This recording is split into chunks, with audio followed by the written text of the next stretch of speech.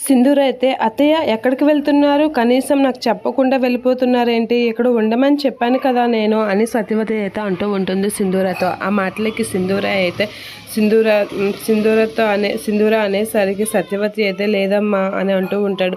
కనీసం మీ బాబుకైనా చెప్పారా మీరు వెళ్తున్నట్లుగా అని సింధూర సత్యవతితో అడిగేసరికి లేదమ్మా, వాడికి చెప్తే నన్ను ఇక్కడి నుంచి వెళ్ళనివ్వడు, తాయమ్మ నా సంచితే నేను వెళ్ళిపోతాను అని సత్యవతమ్మ అంటూ ఉంటుంది. ఆ మాటలకి ఎక్కడికి వెళ్తారు అత్తయ్య, అసలు మీరు ఇక్కడ ఉంటారా, నేనైతే వెళ్ళనిస్తాను అనుకుంటున్నారా, నేను కూడా వెళ్ళనివ్వను అని చెప్పేసి సింధూర అంటూ ఉంటుంది. అయినా మీ బాబుకి చెప్పకుండా ఎందుకు వెళ్తున్నారు, కనీసం కొన్ని రోజులైనా ఇక్కడ ఉండాలి కదా, ఏంటి అత్తయ్య నాకు కూడా చెప్పకుండా వెళ్ళిపోతున్నారు అనేది అంటూ ఉంటుంది సింధూర. ఇక అదే టైంలో విజయమ్మ వాళ్ళ నాన్న వస్తూ ఉంటాడు. విజయమ్మ వాళ్ళ నాన్న వచ్చి సత్యవతి వైపు చాలా సీరియస్గా చూస్తూ వెళ్ళిపో అనైతే సైగ చేస్తూ ఉంటాడు. అలా వెళ్ళిపో అని సైగ చేయగానే సత్యవతి అమ్మ అయితే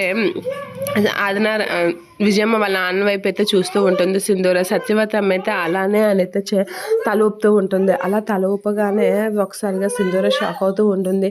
ఏంటి ఈయనెందుకు ఆవిడ్ని బెదిరిస్తున్నారు అనైతే అనుకుంటూ ఉంటుంది. ఇక సత్యవతి అమ్మ అయితే భయపడుతూ ఉంటుంది. అదంతా చూసి సింధూర అయితే షాక్ అవుతూ ఉంటుంది. ఏదో ఉంది అనైతే ఆలోచిస్తూ ఉంటుంది వాళ్ళ గురించి.